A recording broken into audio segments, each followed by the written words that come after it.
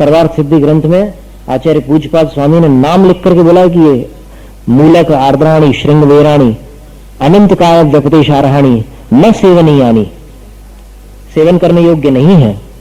लेकिन केवल छोटे से तर्क के आधार पर कई बार विद्वान लोग कुछ बात कह देते हैं और उसको सुन करके लोग भ्रमित हो जाते हैं। और जैसे मान लो हमने ये रेफरेंस दिया कि उन्होंने इसको खाने योग्य माना है, और यहां अधूरा सुनने वाला जाकर बाहर बोल दे कि महाराज ने बोला है कि खाने योग्य है, तो क्या करोगे बताओ?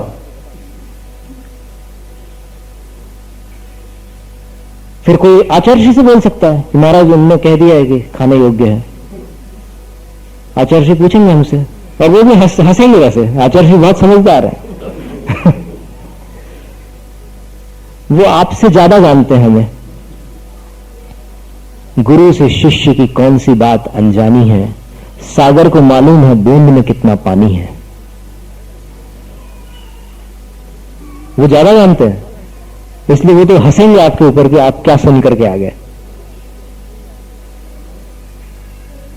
तो ऐसा भी होता है कई बार।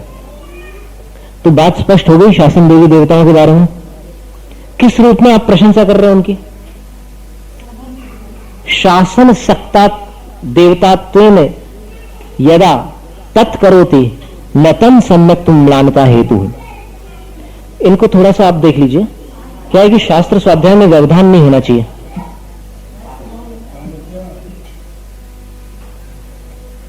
समय कितना हो रहा है पता नहीं, उसमें 10:30 बज रहे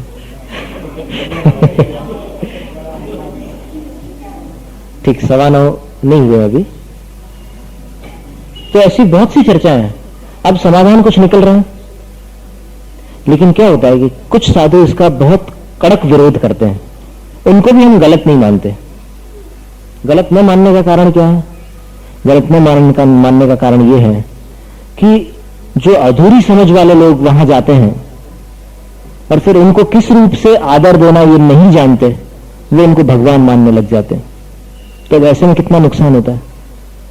ऐसे में जो उनको भगवान मान करके भगवान के सामने उनकी आराधना करते हैं वो नरकगामी होते हैं। ऐसा भी श्लोक उल्लेख में शास्त्रों में। तो वो नरक न जाए इसलिए फिर उनको दूसरे शब्दों में समझा देते कि जाना ही नहीं वहां, अभिप्राय समझना। लेकिन हम जो बात बता रहे हैं वो आपकी समझ में आ रही है? उनको अपन चारों गतियों का संसारी प्राणी ही मान रहे हैं, लेकिन चूंकि उन्होंने जैन धर्म में अपना सहयोग दिया, अपना जीवन अर्पित किया है, इसलिए उनको उतनी बधाई, उतनी धन्यवाद या उतने प्रशंसा के शब्द अपन दे सकते हैं। किसी ने रुमाल उठा करके दिया हो अपने को तो अपन क्या बोलते हैं? धन्यवाद। इसी प्रकार जिनवाणी माता अपने को अपनी जो अनजान बातें हैं वो बतलाती है, तो अंत में अपन जिनवाणी की स्तुति करते हैं। ये स्तुति भी एक प्रकार का धन्यवाद है कि जिसका उपकार होता है वो उपकारी को धन्यवाद अवश्य देता है, यदि सज्जन हो तो। और जो बीच में उठकर भाग जाए, जिनवाणी की स्तुति न करे, तो फिर उसके बारे में वो स्वयं समझ ले कि या तो उसका उपकार नहीं हुआ है, या तो फिर उपकार होने पर भी उसके अंदर उतनी सज्जनता नहीं है कि जिनवाणी मां को धन्यवाद दे सके। रुमाल उठाने वाले को धन्यवाद दे सकता है, लेकिन जिसने अनादिकाल से खोई हुई अपनी निधि बताई है, ऐसी जिनवाणी मां को धन्यवाद देने की उसके पास फुर्सत नहीं, क्योंकि जल्दी जाना है। क्या करें?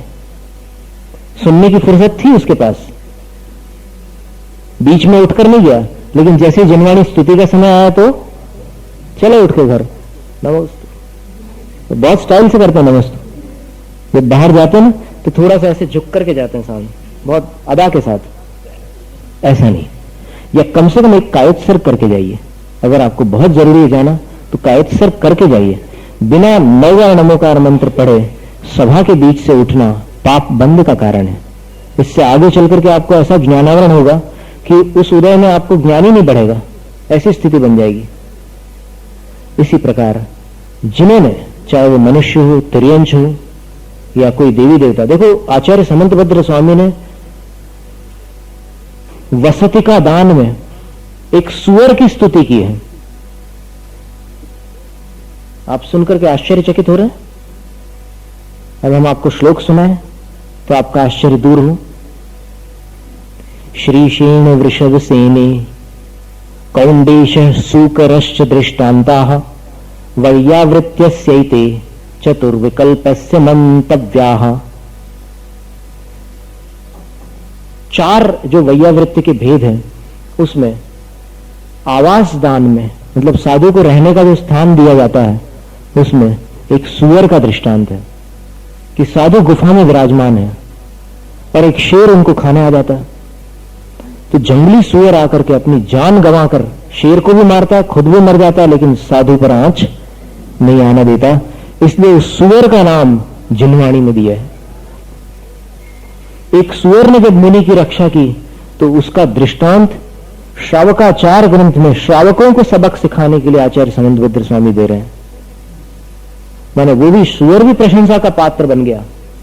तो फिर जिन देवी देवताओं ने और मनुष्यों ने देव शास्त्र गुरु की सेवा की और फिर रचनात्मक सेवा की, ऐसी सेवा की कि जिसको स्मरण किया जाना चाहिए, तो उनकी उस रूप में प्रशंसा करने में कैसा मिथ्यात्व है, ये हमारी समझ में अभी तक के नहीं आता। हाँ, उनके स्वरूप की विपरीत कल्पना करना, देखो विपरीत श्रद्धान का नाम मिथ्यात्व, ये तो हम स्वीकार करते हैं, लेकिन उन्होंने जो अच्छे काम किए हैं उनकी अच्छाई की तारीफ करना कैसे गलत हो सकता है, और तारीफ न करना ये भी कैसे उचित हो सकता है, ये बात सोचने की है।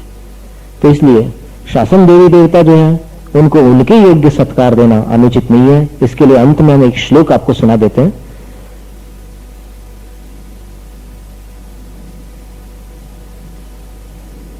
ताः शासनादिरक्षार्थम कल्पिताः परमागमे अतो यज्ञांश दानेन माननीया सुदृष्टिभिः। ये जो व्यंतराविक शासन देवी देवता हैं वो परमागम में यानी जैन शास्त्रों में शासन की अधिरक्षा के लिए नियुक्त माने गए हैं। माने शासन की अधिरक्षा करना इनका काम होता है, और कई बार इनके माध्यम से चुराई हुई मूर्तियां प्राप्त हो जाती है। कई बार बड़े बड़े उपसर्ग टल जाते हैं।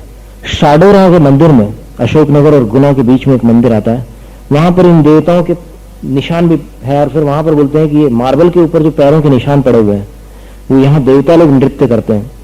हमने वहां के पुजारी को अकेले में बुला करके पूछा था कि आप यहीं रहते हो, हमें कुछ जानकारी चाहिए। तब उसने बोला कि एक बार अंदर मैंने घुंघरुओं की आवाज सुनी रात को, तो मैंने दरवाजे के बीच में जो जगह थी थोड़ी सी, उधर से ऐसे झांक करके देखा तो आदमी के आकार वाले कुछ बड़े बड़े लोग अंदर नृत्य कर रहे थे। और नृत्य कर रहे थे तो उनके मुकुट में से, उनके सिर पर जो मुकुट थे जैसे इंद्र लोग पहनते हैं यहाँ विधान वगैरह में, उन मुकुटों में से जो सामने कुछ चमकीला पदार्थ था उसमें 30-40 ट्यूबलाइट जैसी रोशनी निकल रही थी। और फिर वो नृत्य करते थे और कुछ पाठ पढ़ते थे। तो ये चलता रहा। मैं मंत्रमुग्ध होकर, स्तब्ध होकर के ये सब देखता रहा। और उसके बाद फिर मुझे पता चल गया कि यहाँ पर इस मंदिर में चतुर्थ काल के भगवान है, पार्श्वनाथ भगवान, यहाँ निश्चित ही देवों का आवागमन है। और वहां तो मतलब पैरों के निशान मार्बल में हमने अपनी आंखों से देखे हुए, ऐसे नृत्य करते हुए पैर, नृत्य में जिस तरीके से पैर रखे जाते हैं ना, उस प्रकार के पैरों के निशान अभी भी आप आंखों से जाकर देख लेना। अभी ब्रह्मचारी सुनील देख करके आया, शाडोरा में अभी देख करके आया, वो ऐसे निशान पड़े हुए हैं पैर में, मार्बल में, सफेद मार्बल के ऊपर निशान है पैरों के। सफेद मार्बल पर किसी आदमी के पैर के निशान नहीं पड़ सकते, वहां निशान पड़े हुए हैं। तो ऐसे जैन देवता भी होते हैं जो आकर के भगवान की आराधना करते हैं। वहां पर जब चोरी करने के लिए आए कुछ लोग, ऊपर से आए थे, अपने आप मंदिर के घंटे बजे आधी रात को,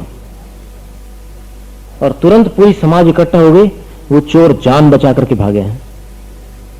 इस प्रकार देवता लोग रक्षा करते हैं। आप लोग जो प्रश्न करते हैं ना कि फिर इतने क्षेत्रों में चोरियां होती है और यहाँ इन क्षेत्रों में मतलब पूरी अव्यवस्था हो जाती है, ऐसा होता है वैसा होता है, तब ये देवता लोग कहां चले जाते हैं? तो उसका जवाब आप कभी उन देवताओं से पूछ करके देखना, आपको बिल्कुल बुद्धि ठिकाने आ जाएगी कि उसका कारण क्या होता है। एकदम स्पष्ट। शिरपुर का जो केस नहीं सुलट रहा है, क्या कारण है? तो वहां पर जो देवी देवताओं की स्थापना थी उसको उठा करके तालाब में फिकवा दिया। अब क्या करो? तो ऐसी जो घटनाएं होती है, अब क्या होता है कि कुछ गलतियां अपन भी करते हैं ज्यादा होशियार बन करके, फिर उसका जो परिणाम होता है वो भुगतना पड़ता है। फिर अपन तर्क ये करते हैं कि क्यों नहीं कर रहे हैं देवता लोग रक्षा, क्यों नहीं कर रहे हैं, उनसे पूछो आप। और दूसरी बात इन रक्षा न करने की ये भी है कि कभी कभी आप देवताओं को इतना आदर देने लग जाते हैं कि भगवान का अनादर होने लग जाता है। जब ऐसी स्थिति होती है तब भी वो देवता छोड़ करके चले जाते हैं। हमें ऐसे मंदिर में नहीं रहना कि जहां पर हम तो भगवान के सेवक हैं और ये हमें स्वामी बना रहे और भगवान की पूछ नहीं कर रहे, भगवान को पूछ नहीं रहे। तो ऐसे क्षेत्रों को भी छोड़कर चले जाते हैं वो देवता। तो दोनों तरफ अति हो जाती है। एक तरफ ऐसी अति होती है कि उनको पानी में फेंक दो, और दूसरी तरफ ऐसी अति होती है कि उनकी इतनी आराधना करो, इतनी आराधना करो कि भगवान का अनादर होने लग जाए। तो अब हमारे इस व्याख्यान का सार आपको समझ में आया कि नहीं, कि न तो अनादर करना है और न भगवान के समान आदर करना है। उनके योग्य आदर करने पर कोई दोष नहीं है। श्लोक का अर्थ यह था कि ये शासन के अधिरक्षक माने गए हैं। अतः यज्ञांश दानेन, यज्ञांश दान का अर्थ क्या होता है? पूजा का जो अंश है उसके दाने ने, यानी उसको देकर, उसको प्रदान कर, सुदृष्टि भी माननीय, वो सम्यक दृष्टि जीवों के द्वारा वो देव सम्मान देने योग्य है। ये श्लोक उपासक अध्ययन ग्रंथ में आचार्य सोमदेव स्वामी ने लिखा हुआ है कि उनका सम्मान आप पूजा के द्रव्य का अंश दे करके कर सकते हैं, लेकिन इतना याद रखना कि उस सम्मान में अनर्घ्य पद प्राप्त हो, अर्घ्यम निरूपामिति, ऐसे कुछ उल्टे सीधे शब्द नहीं बोलना। उनको भेंट में देना, उनका सत्कार। जैसे आप दिग्विजय सिंह को माला पहनाते हैं, अब माला कौन सा द्रव्य है? 8 द्रव्यों में से पुष्प है। इसी प्रकार 8 द्रव्य से ही भारत में सम्मान की पद्धति है। किसी भी सम्माननीय व्यक्ति का सम्मान इन 8 द्रव्यों से ही किया जाता है। देखो आप उसके यहां पर आप क्या लगाते हैं? माथे पर तिलक, वो हल्दी लगाते हैं, चंदन लगाते हैं, और उसमें क्या फिट करते हैं? एक दाना उठा करके अक्षत लगाते हैं। ये द्रव्य आए कि नहीं? 8 द्रव्य। नारियल देते हैं उसके हाथ में, कौन सा द्रव्य हो गया? श्रीफल। और फिर ऐसे पानी छिड़कते हैं, उसके पैर भी बाहर वहां पर धोने के लिए आप पानी देते हैं। ये सारी भारतीय संस्कृति की परंपरा है। सुकुमाल के घर जब राजा आए थे तब मां ने आरती उतारी थी कि नहीं? आरती क्यों उतारी थी? भगवान मानकर उतारी थी क्या? अरे यशोभद्रा सेठानी के सगे भाई मुनि थे, उसको मालूम था कि जैन धर्म क्या होता है और फिर भगवान की आरती कैसे उतारी जाती है। तो उसने जो आरती उतारी थी राजा की, जिस आरती को देखकर सुकुमाल के आंखों में पानी निकला था, ये सब कथा सुनी आपने? तब राजा ने बोला था कि इसकी आंखें खराब है, आपने उपचार क्यों नहीं कराया? तब फिर मां ने बोला था कि ये रत्नों के प्रकाश में पला है, इसलिए आज घी के दीपक की रोशनी से इसकी आंखों में पानी निकला है। आप जानते नहीं राजन ये कितना लाडला है मेरा सुकुमाल। और फिर 3 बातें बताई थी उनने, तो राजा की आरती उतारी। मतलब क्या हुआ कि भारतीय संस्कृति में ये भी पद्धति है। आप जमाई की आरती उतारते कि नहीं?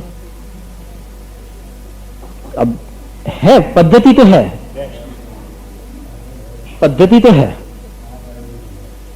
पांव भी पड़ते हैं, कई बातें हैं वो। तो क्या है कि ये लोकानुवृत्ति विनय है। आप उसका सार समझिए कि जिसकी जिस योग्य विनय की जानी चाहिए उसकी उस योग्य विनय की जाती है। तो इसीलिए इन देवी देवताओं की भी इनके योग्य विनय करने में कहीं भी मिथ्यात्व नहीं है। लेकिन बस देव मूर्ता में मत जाना। कभी कभी ये शासन रक्षक, एक बार ऐसी घटना हो गई कि किसी बहन ने 10 उपवास का नियम ले लिया और 7 उपवास के बाद बिल्कुल गले तक स्थिति आ गई, प्राण संकट में आ गए। तब क्या हुआ कि वहां पर जो उनके सगे संबंधी थे वो कुछ इन सब क्रियाकांड से विरुद्ध थे। तो उनको ये लगा, मां को ये भय हुआ कि यदि कुछ हो गया इसको तो फिर लोग 10 लक्षण धर्म में उपवास से विमुख हो जाएंगे, और जो तीर्थ परंपरा चली आ रही है, लोग कितने भावना के साथ इतने सारे अनुष्ठान करते हैं, वो खंडित हो जाएगी। वो मंदिर गई, मंदिर जाकर पहले जिनेंद्र भगवान को नमस्कार किया, उसके बाद जहां पर शासन देवता की स्थापना थी वहां जाकर के उन्होंने उनकी विधिवत विनय की। प्रणाम, जय जिनेंद्र, जो भी शब्द आप बोलते हैं बड़ों के साथ, वैसा बोल करके उनने कहा कि हे पद्मावती देवी, मैं आपसे कुछ भी नहीं मांगती और मुझे कुछ मांगना भी नहीं है। न जिनेंद्र भगवान से मांगना है, न देवी देवताओं से मुझे कुछ मांगना है। लेकिन आप चूंकि शासन के अधिरक्षक हैं, इसलिए आप इस परंपरा की रक्षा करो, ऐसा मेरा निवेदन है। ये उपवास की परंपरा इस निमित्त से भंग नहीं होनी चाहिए, ऐसे मेरी प्रार्थना है। जो 7 उपवास कर चुकी है मेरी बेटी और उसको आज इतनी तकलीफ है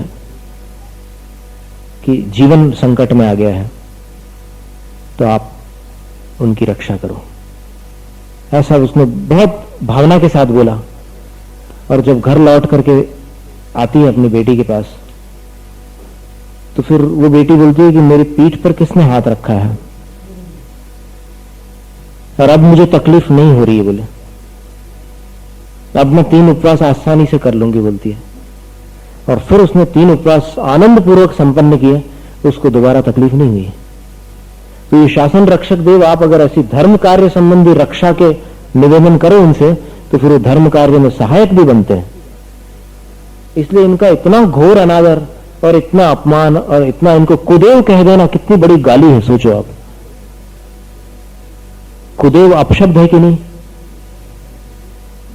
ये गाली देना सर्वथा अनुचित है।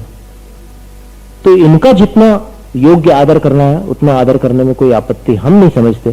फिर भी अगर कोई साधु आपसे कहे कि नहीं मत जाओ, तो फिर आपको जो उचित लगे वैसा आप करना। पर हमने उसका तथ्य आपको बता दिया। बात अभी इससे ज्यादा अब क्या बताया? हो सकता है कि और भी प्रश्न उठते हो आपके मन में, तो उनका भी समाधान अगर आपको प्राप्त करना हो तो हम कोशिश करेंगे, जितना बनेगा उतनी हम कोशिश करेंगे। और फिर हम केवली भगवान तो नहीं है, लेकिन फिर भी जितना हमारी समझ में आया उतना समाधान हम आपके सामने रख रहे हैं। तो कुगुरु, कुदेव और कुधर्म, इनकी श्रद्धा करना ये गृहीत मिथ्यात्व है। कुगुरु के बारे में अपन ने काफी वर्णन सुना कि जो अनेक प्रकार के कुलिंग धारण करते हैं, यानी कुत्सित वेश धारण करते हैं, अनेक प्रकार के रूप धारण करते हैं और अपने अंदर बड़प्पन का भाव रखते हैं कि हम सबसे बड़े हैं। और अंतरंग में राग, द्वेष, मोह आदि विकार जिनके होते हैं, और बाहर धन है, वस्त्र आदि हैं, इनके प्रति जिनको स्नेह होता है, और फिर भी जगत में जो गुरु के रूप में प्रतिष्ठित होते हैं, ऐसे स्वरूप वाले गुरु वास्तव में आध्यात्मिक जगत में जो गुरु होने चाहिए उस स्वरूप से भिन्न होते हैं। क्योंकि आध्यात्मिक गुरु विषय कषायों से दूर होने चाहिए और ज्ञान, ध्यान, तप के निकट होने चाहिए। और उससे विपरीत यहां पर अंतरंग में राग द्वेष भरे हुए हैं और बाहर विषय कषायों में प्रीति है। अब इसमें भी बहुत सारी श्रेणियां हैं, सब एक श्रेणी के तो नहीं है। कुछ तो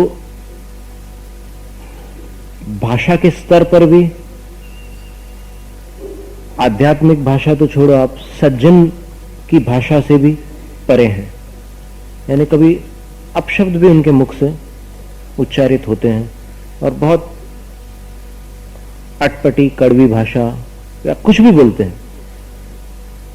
फिर शारीरिक प्रवृत्तियों में अपन देखें तो शरीर की मुद्रा या फिर शरीर की अन्य जो चेष्टाएं हैं वो भी संयम शून्य है।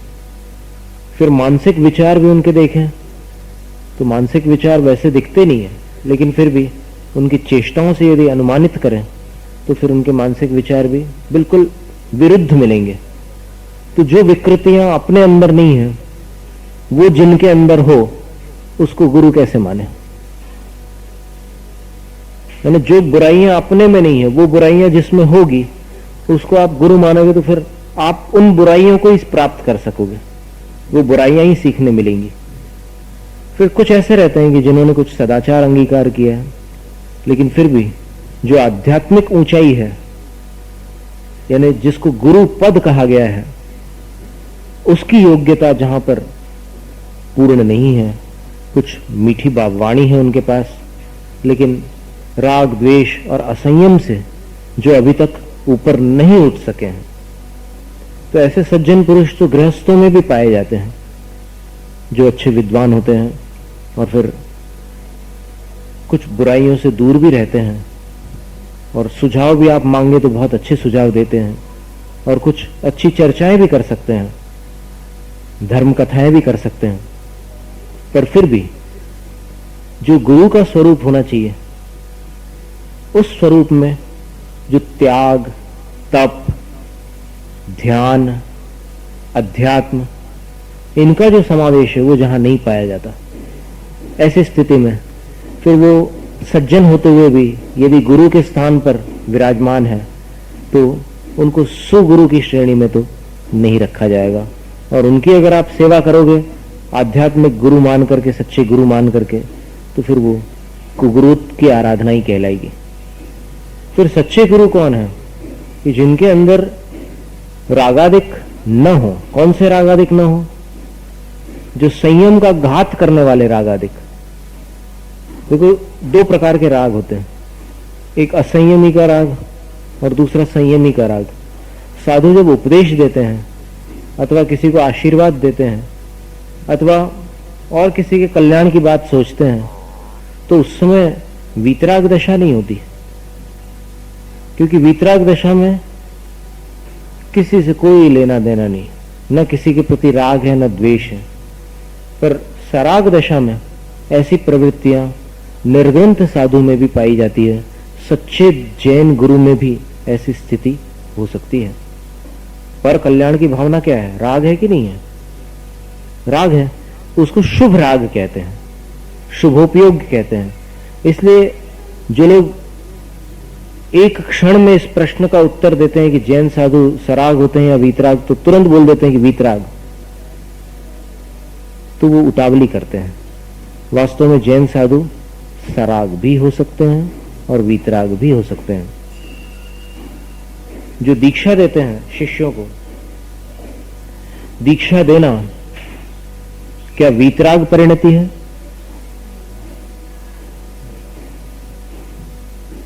दीक्षा देना वीतराग परिणति नहीं है। आहार लेना वीतराग परिणति है। उपदेश देना वीतराग परिणति है। परिणति है ना प्रवृत्ति। फिर बोलना, वार्तालाप करना किसी से, ये वीतराग परिणति है। चलना, चलना क्या वीतरागता है? छद्मस्त अवस्था में जहां तक राग का उदय है वहां तक अगर कोई जीव चल रहा है तो वो चलना बिना राग के संभव नहीं है। ऐसी बहुत सारी बातें हैं। तो साधु के अंदर भी राग दशा में, सराग अवस्था में राग पाया जाता है, पर वो राग बस इतना ध्यान रखने योग्य है कि साधु का राग गृहस्थ के राग जैसा राग नहीं होगा। अंतर समझ में आ रहा है? साधु वीतराग होते हो ऐसा नियम नहीं है, और पंचम काल में तो महान दुर्लभ है वीतराग होना।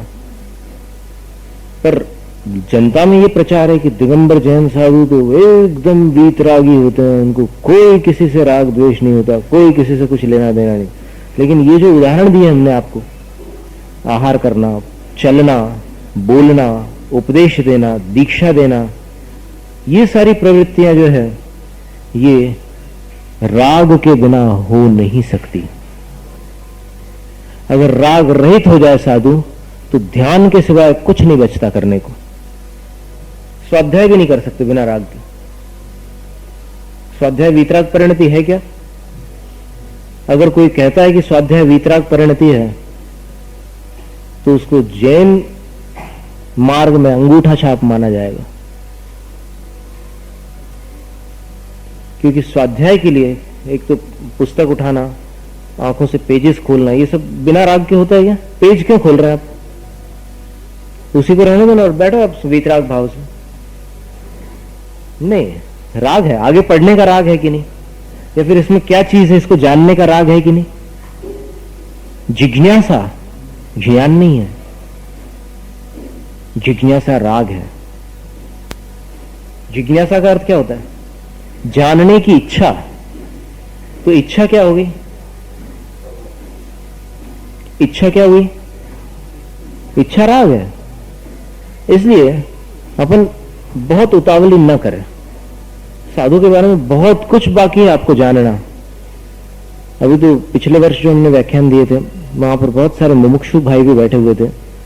तो जब साधु के बारे में हमने 3 घंटे व्याख्यान दिया, एक दिन सुबह 1 घंटा और शाम को 2 घंटे। गर्मी का समय था, बिल्कुल मई का महीना था, 15 तारीख के बाद का समय था, 15 मई के बाद का।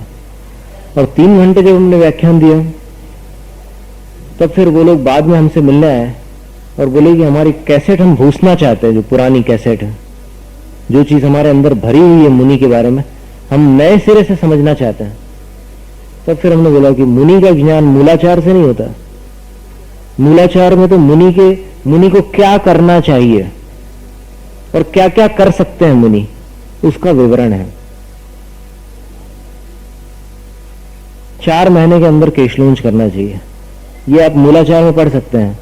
लेकिन बाहुबली भगवान ने 1 साल तक केशलूंज नहीं किया, तो मूलाचार पढ़ करके आपका बाहुबली भगवान के बारे में क्या फैसला होगा कि बाहुबली मुनि जब तक भगवान नहीं बने तब तक उन्होंने मूलाचार का उल्लंघन किया। ये आएगा कि नहीं विचार? आ सकता है। तो इसलिए अकेले मूलाचार पढ़ करके मुनि के स्वरूप का निर्णय नहीं होता। मूलाचार में मुनियों की आचार संहिता का वर्णन है, कैसा आचरण करना चाहिए। और उसमें भी आप अगर सही अर्थ निकालो गाथा का तो आपको सही समझ में आए, वरना गाथा का विपरीत अर्थ निकालो मूलाचार में से तो फिर और मुसीबत खड़ी हो जाए। जैसे अभी एक विद्वान ने पुस्तक लिखी थी, जैन श्रमण स्वरूप और समीक्षा, उनने ला करके हमें दी थी, सन 92 की बात है, 92 में।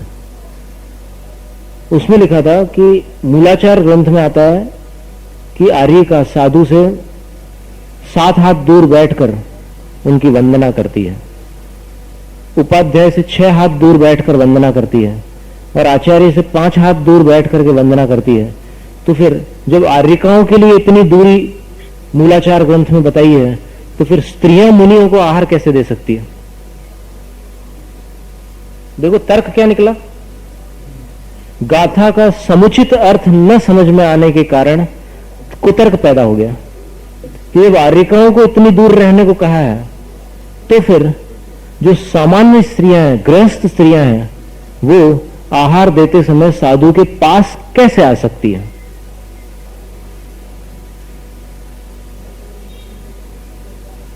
फिर अगर उनसे पूछो कि भाई चंदन वाला ने कैसे दिया होगा आहार महावीर स्वामी को, 7 हाथ लंबे चम्मच से दिया होगा क्या?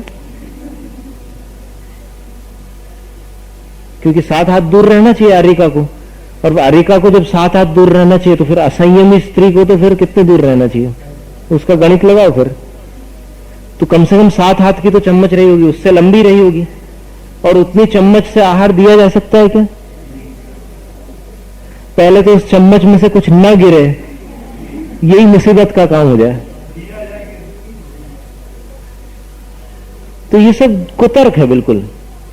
मात्र अज्ञान के कारण मनुष्य शास्त्र की गाथाओं का सही मर्म न समझने के कारण ऐसे तर्क करता है। और इसी तर्क के आधार पर और भी वर्तमान में साधुओं के बारे में बहुत सारी चर्चाएं करते हैं लोग। जैसे एक लेख छपा था, उस लेख में यह लिखा था कि आचार्यों को आर्य का दीक्षा नहीं देना चाहिए। आर्य का दीक्षा केवल उनकी जो गणिनी आर्य का होती है उन्हीं को देना चाहिए, क्योंकि आचार्य अगर आर्य का दीक्षा देंगे तो वही दूरी का जो हिसाब किताब है वो गड़बड़ा जाएगा। आ रहा ना समझ में? तो मूलाचार पढ़ करके भी अगर उसका गलत अर्थ निकालोगे तो पढ़ने से कोई लाभ नहीं बल्कि नुकसान है। तो अकेले मूलाचार से मुनि का निर्णय नहीं हो सकता।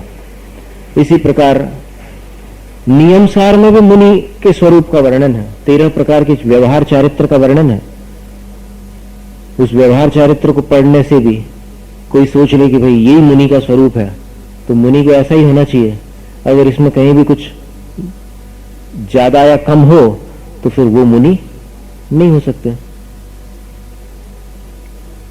फिर कोई ऐसा भी मानते हैं कि मुनि को वनवासी ही होना चाहिए, क्योंकि बहुत सारे विद्वानों ने ऐसे लेख लिखे हैं कि पहले सारे साधु वनवासी थे, बाद में जब पंचम काल आगे बढ़ा तो फिर साधुओं की शक्ति कम हो गई और फिर राग बढ़ता चला गया। तो फिर साधुओं ने वनवास छोड़ करके चैत्यवास स्वीकार कर लिया, चैत्यालयों में आकर के रहने लगे, नगरों में गांवों में रहने लग गए। ये सब विद्वानों की कल्पना है। इस बात को आप ध्यान से सुन लेना कि ये जो बातें कह रहे हैं वो ये विद्वानों की कल्पना, क्योंकि चतुर्थ काल में भी अगर शास्त्रों को उठा करके पढ़ो तो पता चलेगा कि चौथे काल में भी नगरों में चौमासे हुए हैं। मुनिराजों के चातुर्मास नगरों के अंदर हुए हैं चतुर्थ काल में। पर इन्होंने क्या है कि इस तरीके से उस बात को लच्छेदार भाषा में, क्या है कि भाषा का एक आकर्षण होता है, उस भाषा के आकर्षण में व्यक्ति सत्य और असत्य का विवेक खो बैठता है और बहक जाता है। तो ऐसा सुंदर उन्होंने चित्रण किया, वनवास का इतना अच्छा निरूपण कर दिया विद्वानों ने कि उसको पढ़ करके पढ़ने वाला सोचता है कि नहीं, शहर में रहने वाले साधु तो गलत है, साधु हो ही नहीं सकते। और किसी ने बताया था कि एक बार अपने संघ के एक साधु से किसी ने बोल दिया कि हम आपको नमोस्तु नहीं करेंगे, क्योंकि हमें पाठशाला में पढ़ाया गया है कि सच्चे साधु जंगल में रहते हैं।